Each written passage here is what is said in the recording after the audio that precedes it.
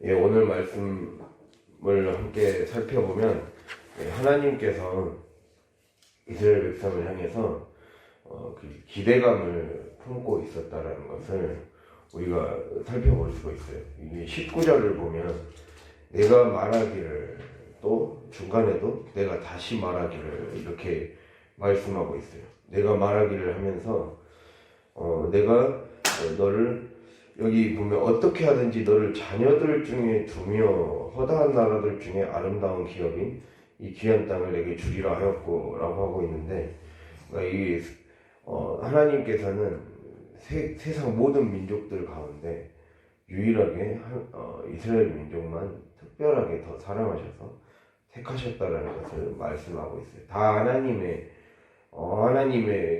하나님께서 지으신 자들이기 때문에 자식들인데, 우리가 특별히 이뻐하는 자식이 있듯이 하나님이 그렇게 택하셨다라는 것을 지금 말씀하고 있어요. 그리고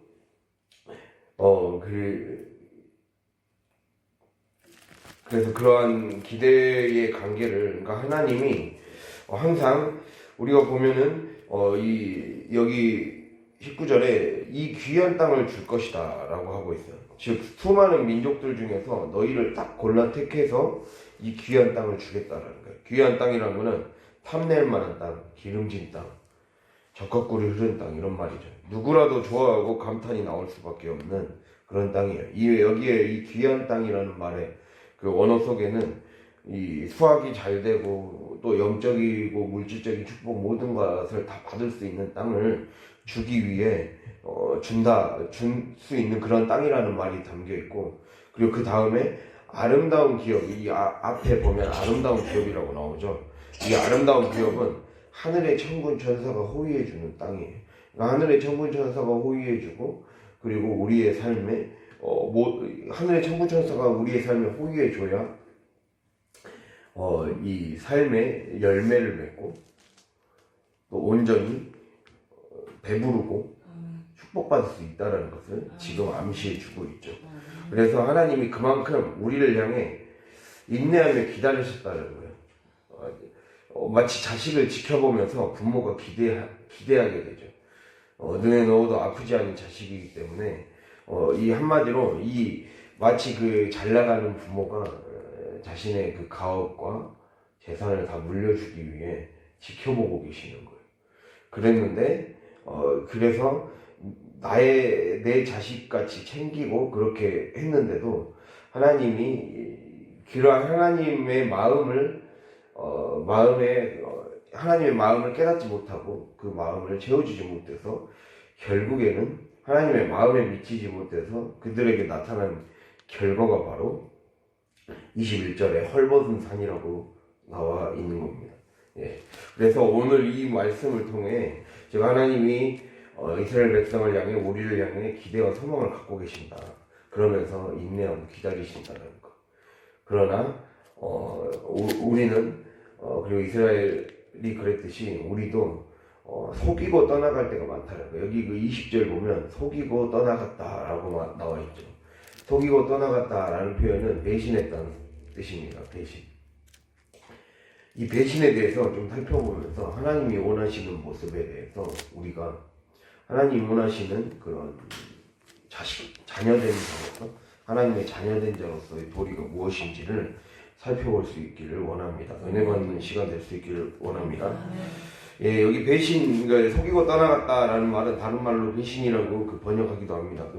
정확한 뜻은 신실하지 못함, 거짓을 꾀함, 이런 말이에요. 우리가 거짓을 꾀하다라는 말은 이 공허한 것, 헛된 것, 진리의 말씀하신 것과는 반대되거나 하나님이 버리시길 원하는 것을 계속해서 집착하며 놓지 못하는 것, 그것을 정확한 말로 여기서 말하는 속이고 떠나감이란 말이에요. 우리의 삶에서 하나님이 무엇을 크고 작은 많은 것들을 지금 성경 말씀을 통해, 설교를 통해, 예언의 말씀을 통해 여러 가지 우리에게 말씀하셨어요. 이런 길로 가야 너의 가정이 살 수 있고 너의 삶이 축복받을 수 있다, 이렇게 말씀을 많이 해주셨죠.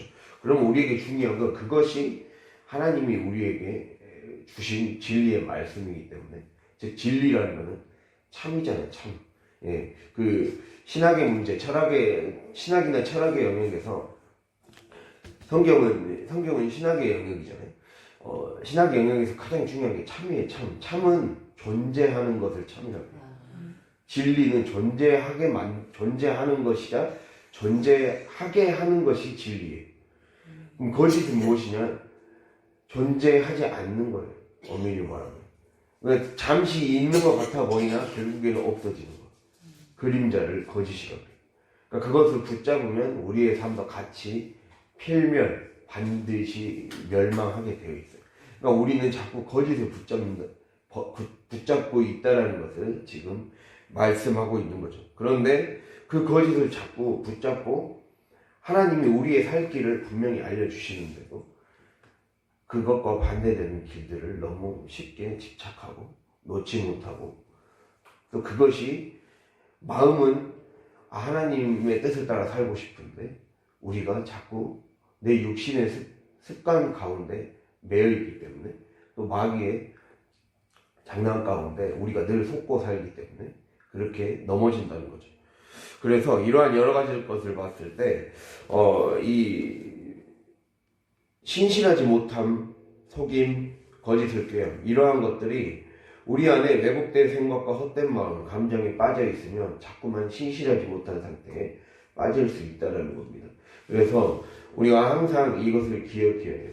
내가 진리를 붙잡고자 하는 그러한 이 마음의 간절함이 있어야 한다는 겁니다. 그래서 이걸 통해 조금 더 우리가 살펴볼 수 있는 게 이 속이고 떠나감, 이 말씀을 근거로, 이 말씀 구절을 근거로 하나님이 우리에게 결국에는 악하고 게으른 종이 아니라 착하고 충성된 종이 되기를 원하신다는 거예요. 우리가 이제 악하고 게으른 종에 대해서는 제가 이전에도 몇 번씩 얘기한 적이 있습니다. 게으르다는 것은 하나님이 하신 말씀, 하나님 나라, 하나님이 여러분의 삶에 각자 하시는 말씀은 무엇을 얘기하고 있느냐? 여러분의 삶에 보여주는 일종의 설계도, 거기로 가면 내가 설계도를 더 펼쳐주겠다는 거예요. 그러한 것을 보여주고 있는 거예요. 근데 그것에 관심이 없음. 게으름은 아케디아, 관심 없음. 하나님의 일에 관심이 없음. 관심이 딴 데로 쏠려 있음. 그게 게으름이에요. 내가 하나님 말씀에만 관심을 가져야 돼요. 하나님 말씀이 이루어지는 것에 관심을 가져야 돼요. 그 말은 어제 목사님 말씀과 같습니다. 태양을 주위로 모든 행성들이 다 돌고 있어요. 계속. 태양계에서 떠나가 버리면 그 행성은 파괴되게 돼 있어요. 물질이 교란을 겪게 돼 있고 혼돈을 겪게 돼 있고 결국에는 아무것도 붙을 수가 없어요. 내가 태양이신 예수 그리스도 안에 딱 고정이 돼 있어야 돼. 내 관심사가, 이 말은 내 관심사가 나는 환경이 좋아질 것, 과정이 좋아지는 것, 내가 너무 가정에 막 마음을 쏟아. 가정은 내 주인이 아니에요. 주인의 마음을 쏟으라는 거예요. 주인의만 마음을 쏟으라는 거예요. 그러면 그 모든 다른 질서들, 이게 가정 문제 해결돼야 되고 물질 문제 해결돼야 되고 자녀 문제 해결돼야 되는데 이렇게 생각해서 그거 각자의 골몰하면 오히려 더 문제가 안 풀려요. 내가 하나님께 집중하면 그것이 자연스럽게 질서가 잡히기 시작합니다. 질서의 문제예요.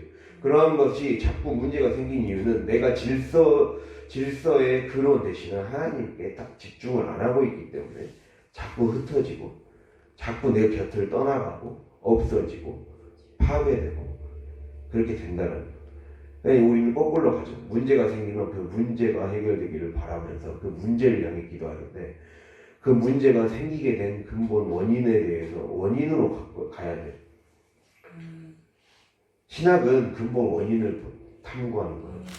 종교는, 그리고 기독교는 우리가 하나님의 말씀은 모든 문제에는 뿌리 원인이 있다. 우리 만물이 그로부터 말미암는다 그랬어요. 만물이 하나님으로부터 말미암는다. 그럼 내가 하나님께로 가야 만물, 즉 모든 삶의 문제가 거기에서 뿌리가 시작된다는 걸 알게 돼요. 그러니까 반드시 그것에 집중을 해야 돼요. 집중을 해야 문제의 본질이 보여요. 내가 이런 식으로 내 습관 가운데, 내 행동 가운데, 내 말 가운데 내가 지금까지 살아왔던 인생관, 가치관 이런 것 속에 하나님과 멀리 되게 만드는, 자꾸 마귀를 역사하게 만드는 내 삶의 요소들이 여전히 있었구나. 이것이 하나님의 말씀에 집중할 때 보이기 시작한다는 거예요. 이것이 우리의 삶에 먼저 되어야 한다는 겁니다. 그래서 악하고 게으른 종은 관심이 없는 거, 이런 거예요. 관심을 하나님께, 초점을 하나님께 집중하지 않는 자가 게으른 자다라고 할 수가 있습니다. 그렇다면 착하고 충성된 종은 무슨 뜻일까요? 착하다라는 말에 좀 강조점을 둬야 되는데, 착하다라는 말은 그 헬라어로 아가토스라고 그럽니다. 아가토스라는 말은 그 목적에 맞게, 하나님의 의도에 맞게 움직이는 자가 착한 자라고 정의 내리고 있어요. 뭐라고요? 목적에 맞게, 하나님의 의도에 맞게 움직이는 자. 목적을 텔로스라 그러거든요. 목적을 텔로스라 그래서 텔로스에 맞게, 목적에 맞게 움직이는 자. 하나님이 의도하신 것에 맞게 움직이는 자가 착한 자예요. 그러니까 오히려 물러 터지고 막 뭔가 사람 말하면 유순한, 막 순해 보이고 그런 게 착한 게 아니라 하나님의 목적에 맞게 움직이는 자가 착하다는 거예요. 오히려 물러 터지고 남들 하자는 대로 하면은 마귀도 따라가게 생겼잖아요. 그게 아니라 목적에 맞게 움직이는 거라는 거죠. 그래서 목적, 즉 이걸 텔로스라고 그러거든요. 모든 만물에는 목적이 있다는 거예요. 목표가 있고 표대가 있다는 거예요. 그래서 우리는 반드시 그 표대가 무엇인지를 발견하고 그 표대를 잡는 것에 힘쓰는 그 사람이 돼야 돼요. 바울의 그 빌립보서에서의 고백처럼 우리는 표대가 있단 말이에요. 하나님이 우리의 삶에 구원의 다름질을 위해서, 구원의 최종 완성을 위해서 이 각자의 어떤 미션을 부여주셨고, 그 너머에는, 최종 목적지에는 예수 그리스도께로 가는 그 길이 놓여 있어요. 그렇기 때문에 그걸 향해 가는 어떠한 여정 가운데 그 목적을 향해, 그 목적이 나를 이끄는 삶이 되어야 된다는 거죠. 목적이 나를 이끌어가는 삶. 그래서 이 사람 목적이 이끄는 삶이 중요해요. 그러니까 목적이 아닌 것에 자꾸만 이끌려 다닌다는 거죠. 그 목적이 이끄는 삶이라는 거는 여기 영어 단어로 드라이브에서 나온 단어거든요. 이끌다. 그러니까 목적에 이끌림 받는 자라고 했을 때 우리가 드라이브 운전하다를 드라이브라고 그러잖아요. 드라이브라는 말 뜻이 여러 가지 뜻이 사실 있어요. 동력을 제공하다, 길을 인도하다, 통제하다, 방향을 제시하다, 이런 뜻들이 있어요. 그러니까 내 삶의 동력을 제공해 주는 게 드라이브라는 거예요. 그러니까 목적이 이끄는 삶. 그러니까 한마디로 사람이 자동차를 운전하든 아니면 액자 걸 게 있어서 벽에 못을 박든, 우리가 사업을 경영하게 되든, 어떠한 것을 하게 되든 우리는 순간순간마다 그것을 인도하고 통제하고 또 동력을 제공하고 방향을 제시하고 있는 거예요. 즉 내 삶의 움직임의 근본이 되는 그 동력을 제공해 주는 힘이 하나님의 말씀에서 오는가 아니면 다른 것에서 오는가 라는 것을 점검해 보라는 거예요. 이 말씀을 지금 드리는 이유가, 우리는 이제 이 목적이 이끄는 삶이라는 책이 있어요. 목적이 이끄는 삶이라고, 그 기독교계의 베스트셀러 중에 하나입니다. 그 미국의 리고렌 목사님이라고 있거든요. 거기 그 교회 목사님께서 지었던 책의 제목인데, 거기에서 잠깐 차용해서 해보겠습니다. 그러니까 사람들은 어떤 특정한 문제, 중압감, 불안감, 조급함 등으로 쫓긴다라는 거예요. 그래서 자꾸 끌려가며 살아가. 사람들은 하나님의 말씀에 아까 우리가 행성 얘기했듯이 하나님의 말씀, 태양이신 하나님의 말씀에 이끌림 받고 그 말씀의 중력에 딱 고정이 되어 있지 않으면 자꾸만 각자가 흩어져서 과거의 기억에 이끌려 살고, 또 트라우마처럼 떠오르는 두려움에 이끌려 살고, 걱정에 이끌려 살고, 자식 걱정, 물질 걱정, 여러 가지 경제 걱정, 잘못된 신념, 잘못된 믿음 체계, 여러 가지 상황과 환경에 따라만 이끌려가고 사건 따라 요동치고 항상 그 목적이 분명하지 못하면 자꾸 이것저것에 끌려다니는 인생이 된다는 거예요. 내가 자꾸 은혜를 못 받는 이유는 하나님께 완전히 시선이 고정되어 있지 못하기 때문에 내가 어떻게든지 이 말씀을 이뤄내겠다라는 그 관심을 정말 쏟아도 부족할 찰나에 자꾸만 시선이 너무 많이 분산되기 때문에 그리고 내 안에 있는 걱정의 문제, 염려의 문제, 불안의 문제를 해결하지 못하고 회개하지 못하고 온전한 회개가 이루어져야 우리가 이 영적인 법칙에서는 가장 중요한 게 회개예요. 회개. 내 안에 있는 것들을 끄집어내야 돼요. 우리 가정에 있는 것들을 계속 끄집어내면서 이것이 우리가 회개하면서 성령이 내 안에서 나를 씻겨 내려간 물과 불로 완전히 거듭나야 되거든요.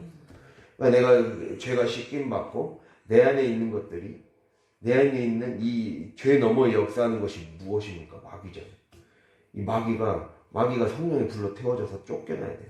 우리 안에 역사하는 죄 가운데 역사하는 어둠의 영이 얼마나 많은지 아십니까? 그거를 그 가운데 수없이 진리의 소리를 못 듣게 하는 거예요. 제가 금요기도회 때 기도를 하는데 이게 이제 제 체험이니까 얘기를 하는데 금요기도회 때 기도를 계속 회개를 이제 회개에 대해서 얘기하지 않았습니까? 금요일에 회개를 1시간 동안 계속 방언을 했어요. 방언을 하는데 우리가 그 출애굽기 29장 20절에 보면 제사장이 이제 아론이 제사장으로 임명받을 때 그 위임식을 해. 그럴 때 이제 제단에 피를 뿌리고 또 성물에도 피를 뿌리고 또 제사장의 옷에도 피를 뿌리라고 해요. 그리고 또 귀에도 피를 바르라고 해요. 어린 양의 피를 바르라고 해요. 그거를 이제 한마디로 우리가 보혈로 계속 덮어야 된다는 말이죠. 근데 이제 계속 얘기를 하다 보니까 마귀가 이제 내 속에 있었던 내 죄 가운데 역사했던 그런 마귀가 딱 정체를 드러내면서 등 뒤에서 딱 내 삶에 내 감정을 주관하고 있었어요. 우울감이나 혈기나 분노나 그걸 통해서 역사하는 어둠의 영이 딱 여기 누르고 있다가 이 귀를 딱 잡고 있더라고요. 귀에다가 자꾸 여기 빨간 걸 발려져 있으면 검은 액체를 다시 바르려는 거예요. 이게 무슨 말이겠습니까? 말씀을 못 듣게 하려고 이게 자꾸 왜곡돼서 듣게 하려는 거예요. 그래서 막 사람의 감정을 격동시키고 조그만 것에도 불안하게 하고 염려하게 하는 거예요.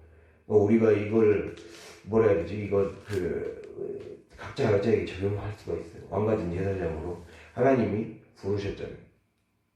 자꾸 못 듣게 하는 거예요. 마귀는 못 듣게 하는 거예요. 우리 귀에다가 이 피를 바르라는 건 무엇입니까? 이 하나님의 말씀을 잘 들을 수 있는 귀로 바꿔주려는 거잖아요. 그거를 못하게 하려고 자꾸만 마귀는 왜곡돼서 듣게 하려는 거예요. 그래서 삶에서 자꾸 격동되게 하고 다른 것에 마음이 쫓게 만들고 하나님 말씀보다 다른 말이 더 크게 들리게 만든다는 거예요. 그러다 보니까 우리가 자꾸 목적, 즉 하나님께 이끌림 받지 못하고 자꾸 엉뚱한 것에 마음이 빠진다는 거예요. 그러면은 내 삶이 동력이 엔진이 고장나버려요. 우리 삶의 엔진은 이 말씀에서 시작되는 거예요.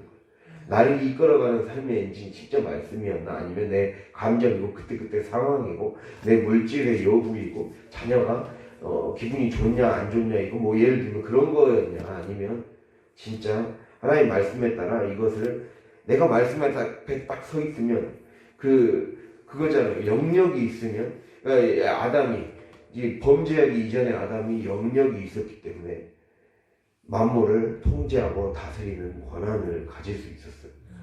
하나님은 우리에게 그것을 회복시켜주고 싶으신 거예요. 영역이라는 건 다스리고 정복하는 땅을 다스리라 땅을 정복하라 그랬잖아요. 그래서 물질에게 명령했을 때 물질이 순응하게 되고 또 그러한 것들을 말씀하는 거잖아요. 그러니까 우리의 삶에 그러한 다스리고 통제할 수 있는 능력을 받을 수 있는 첫 걸음이 내가 목적에 반드시 이끌림 받아야 된다. 그러려면 제대로 죄의식에 끌려다녀서는 안 되고 원한과 분노 여러 가지 걱정의 쓴뿌리가 자신을 끌고 가지 않도록 두려움과 불안감이 끌려다니지 않도록 물질에 끌려다니지 않도록, 인정 욕구에 끌려다니지 않도록, 그게 아니라 하나님이 나의 동력의 엔진이 되도록, 그렇게 돼야 명료해지는 거예요. 생각이 명료해지고 감정이 정리가 되고 하나님께 딱 시선이 집중되면, 그래서 시선이 집중돼야 어제 목사님의 말씀의 제목처럼 사랑에 빠지게 되죠. 하나님을 아는 지식이 더 분명해지고 더 많이 깨닫게 되고 또 삶에서의 체험이 깊어지죠. 지식과 깨달음과 체험의 단계라고 하셨잖아요. 그런 것처럼 우리가 그 체험의 단계까지 나아가려면 내가 먼저 목표 설정 다시 딱 제대로 해서 이번 주에 하나님, 정말 이번 주에 하나님 제대로 사랑에 빠지고 제대로 목적에 이끌림 받아서 착하고 충성된 종으로 한번 살아가 보고 싶습니다. 이러한 저 여러분이 될 수 있도록 있기를 간절히 바랍니다. 예, 그렇게 목적, 모든 만물에는 목적이 있다는 거예요. 표대가 있고 그 표대를 향해 달려가서 그 깃발을 반드시 손에 쥐고 와야 된다. 그 목적에 우리의 삶을 이끌리기 위해 내 감정이 정리돼야 되고 내 생각이 정리돼야 되고 딱 시선이 집중될 수 있는, 그래서 시선이 집중되지 못하게 마귀는 얼마나 우리의 삶에 잡생각을 많이 넣어준 것을 우리가 알 수 있지 않습니까?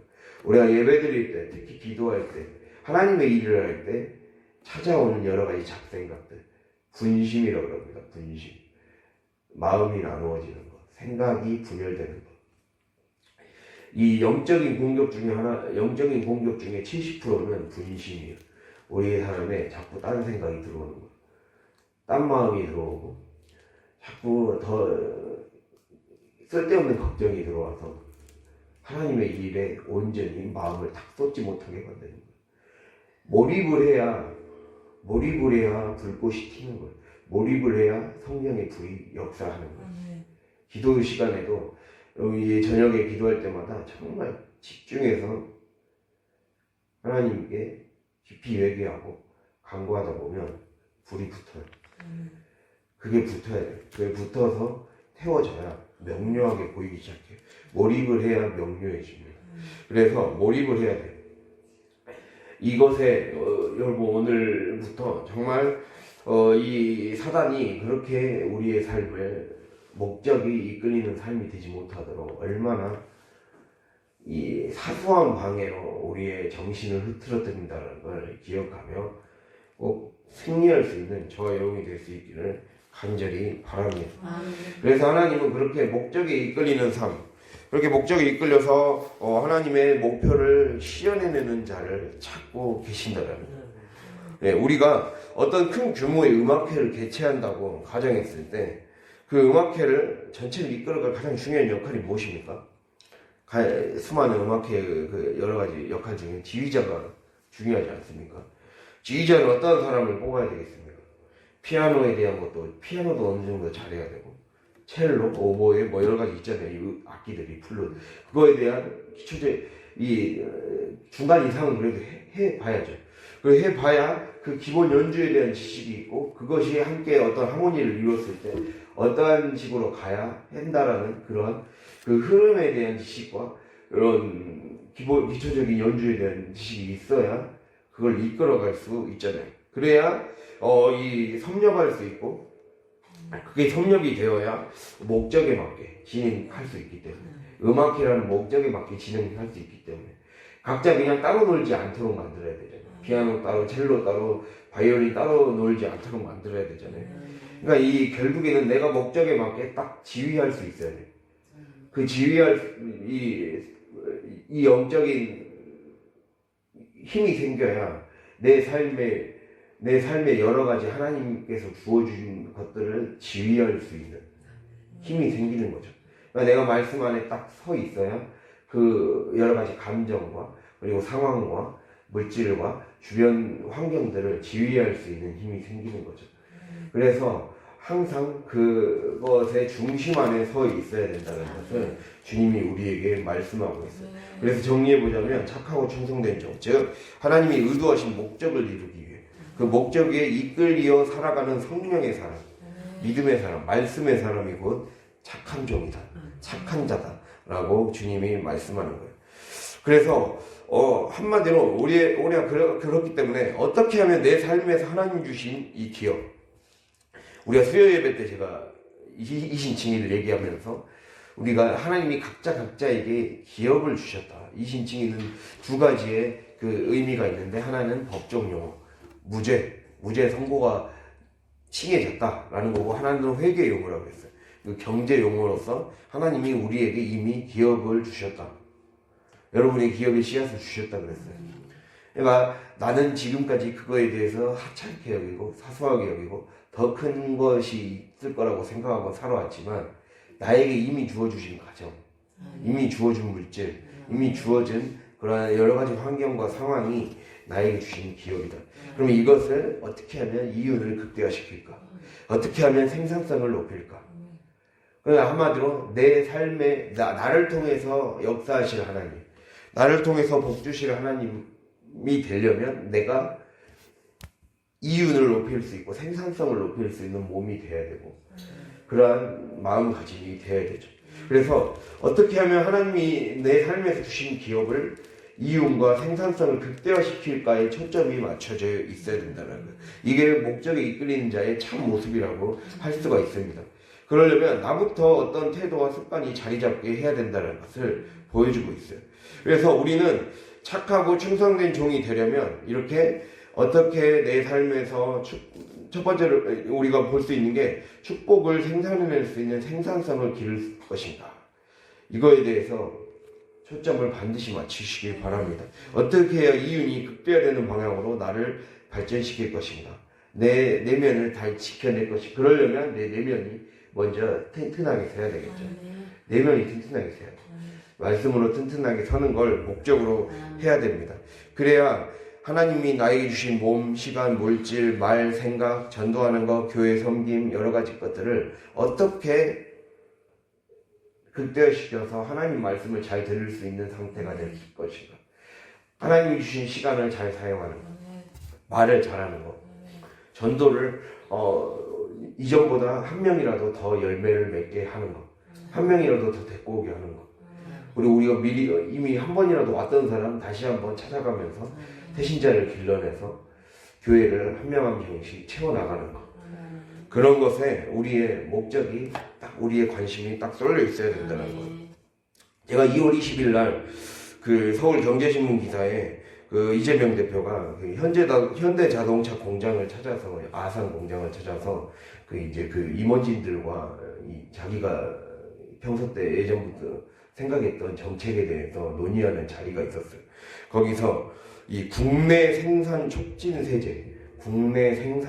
세제를 도입해야 된다 말을 했거든요. 이 말이 무슨 말이냐면, 우리가 그 트럼프 행정부가 이제 지금 트럼프가 다시 대통령이 되면서 지금 관세를 때렸잖아요. 관세를 때려서 막 이 자동차 산업, 자기네들 산업 보호한다고 막 이 자동차 관세 25% 매겨버리고 막 그러려고 하고 있잖아요. 그리고 우리나라도 하려고 지금 하고 있잖아요. 그래서 현대자동차가 지금 윤석열 정부 그 시즌 때부터 굉장히 잘 나갔거든요. 전 세계 지금 매출량 거의 1, 2위까지 엄청 성장했어요. 근데 지금 현대자동차의 앞으로의 계획이, 우리나라가 이 미국이 관세를 매길 것이 뻔하니까 미국의 GM사랑 협력을 해서 미국의 공장을 차리는 걸로 생각을 했었어요. 그렇게 해서라도 자기 회사라도 살아남아야겠다. 근데 그것이 나라 전체적인 입장에서 봤을 때 그렇게 좋은 건 아니잖아요. 그렇다고 한국에 있어버리면 관세를 많이 때려버리니까 또 그것도 손해고. 그래서 이게 딱 우리가 트럼프 대통령이 아무리 세계적으로 비난을 받고 그래도 배울 점은 배워야 된다. 그래서 한국도 국내에서 생산을 하는 그 자동차에게 완전히 세제 혜택을 특별하게 줘버려야 된다. 그렇게 해서 이걸 도입해야 된다는 거예요. 그러니까 이 환경이 바뀌어지게 돼 있단 말이에요. 이제 트럼프가 이제 본격적으로 우리나라에 이제 압력을 가해오기 시작할 것이고, 그게 이제 막 경제나 문화나 특히 경제에 많은 영향을 미칠 거 아닙니까?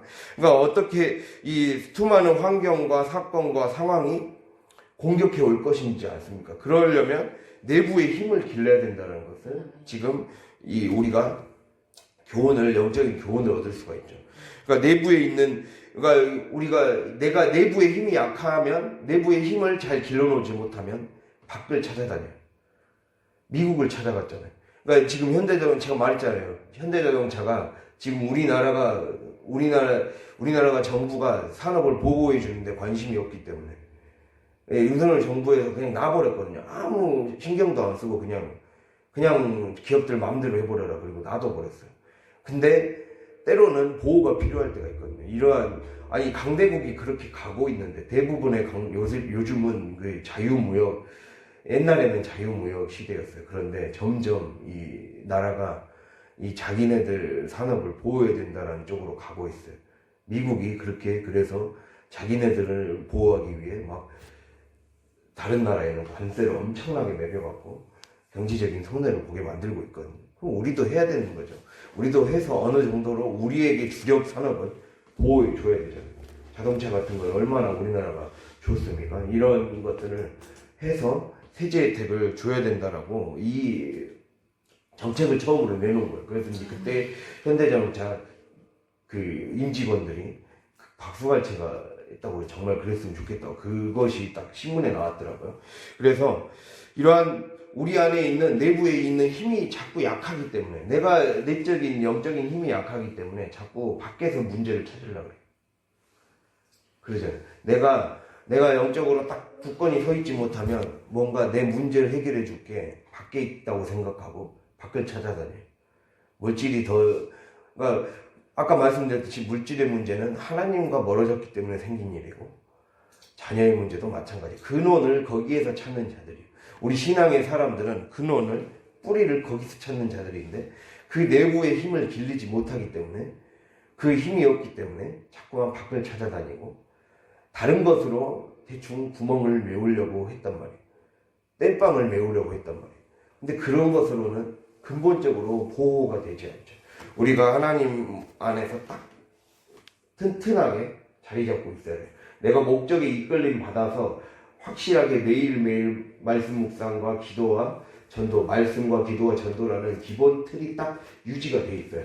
그러니까 한마디로 내가 말씀과 정말 열심히 기도 시간에는 기도에 집중해서 응답받는 거, 그리고 전도 시간에는 전도 자체에 올인해서 전도를 통해서 나의 말을 통해서, 그리고 나의 발걸음을 통해서 한 명이라도 더 그거에 듣고 감동이 일어나는 거에 마음이 딱 기울어져 있어야 돼. 그거에 관심이, 초점이 집중돼 있어야 돼. 그래야 보호가 되기 시작해요. 그래야 하나님이 보호해 주셔요.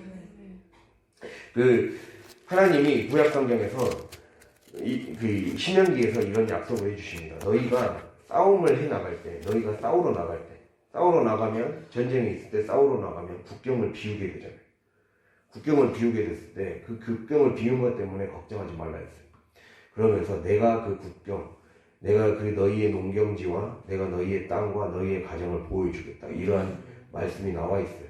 내가 하나님 말씀에 딱 집중하고 딱 그 기도 시간엔 기도, 말씀엔 말씀, 예배엔 예배, 그거에 딱 올인을 해, 말씀과 기도와 전도에 올인해 보세요. 그러면 하나님이 책임져 주세요. 하나님 여러분의 가정에 그 빛을 보여주세요. 그 길을 딱 명확하게 보여주세요. 그게 딱 내 안이 딱 명확하게 보호가 되어 있지 않으니까 자꾸 사단이 문제를 핵심을 못 보게 만들고 혼미하게 하고, 그래서 엉뚱한 소리 하게 하고, 엉뚱한 헛된 말, 거짓된 것, 헛된 것, 공허한 것, 불안한 염려를 자꾸 또 붙잡게 되잖아요.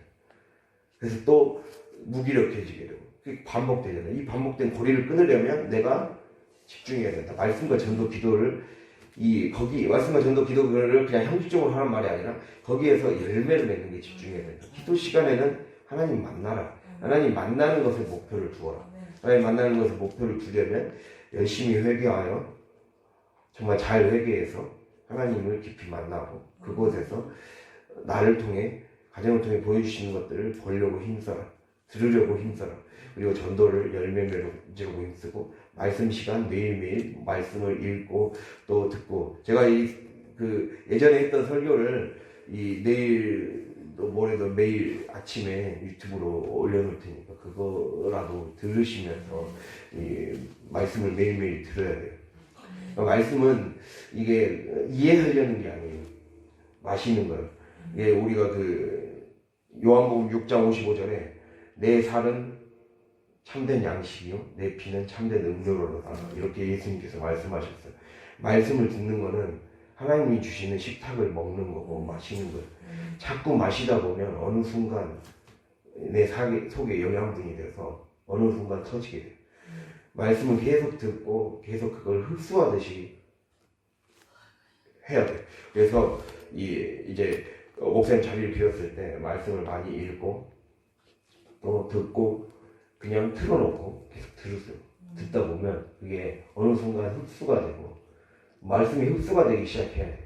그래야 그것이 나를 이끌어가야 돼. 그 말씀의 영이 나를 이끌어가야 된다는 거죠. 말씀을 읽는다는 것은 말씀의 영을 흡수하는 거예요. 설교를 듣는다는 것은 설교를 통해 전달하시는 하나님의 영을 받아들이고 흡수하는 거예요. 그렇게 그거를 흡수하면 그것이 나를 이끌어갈 것입니다.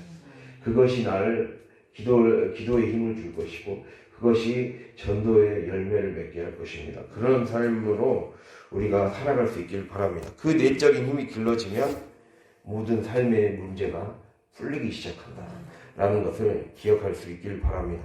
그래서 내 믿음의 크기와 역량을 크게 하는 데 관심을 가지고 최선을 다해라. 영권의 크기, 너비, 깊이 이것을 키우는데 총력을 기울여야 된다는 거예요. 그렇게 돼야 목적에 이끌림 받는 삶이 되고 목적과 일치되는 삶을 살 수 있다는 것입니다. 오늘 말씀을 기억하면서 착하고 충성된 종은 무엇입니까? 목적에 이끌림 받는 자. 그것이 먼저 되어야 그 질서가 딱 먼저 잡혀야 그럼 반대로 우리 삶에 무질서하게 목적과 반대되는 것에 내가 끌려다니고 마귀가 덧뿌려 놓은 가라지에 마음이 뺏겨서 생각 뺏기고 마음 뺏기고 말 뺏겨서 살아갔던 삶을 회개하고 이 시간 새벽에 그것을 가지고 회개하고 하나님 오늘 아침부터 다시 영적 질서가 잡힌 상태에서 하나님 만나서 전도도 잘하고 또 가정의 예배도 가정 삶의 예배도 잘 드리고 그렇게 해서 다시 또 저녁 기도회에서 불 받아서 그 성령의 불로 살아갈 수 있는 저의 몸이 될 수 있기를 간절히 바랍니다. 네, 기도하겠습니다.